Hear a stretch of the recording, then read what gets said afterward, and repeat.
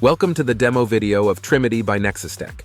In this demo video, we will showcase TRiMiTi's use case of the automated object inspection for active LED lighting panels.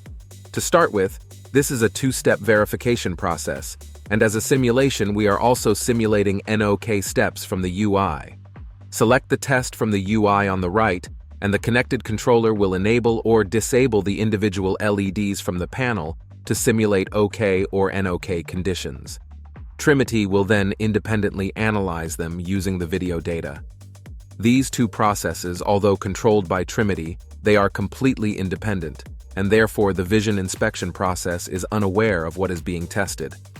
TRiMiTi has its own programming language that enables us to program various use cases such as this AOI, or even monitoring assembly in real time.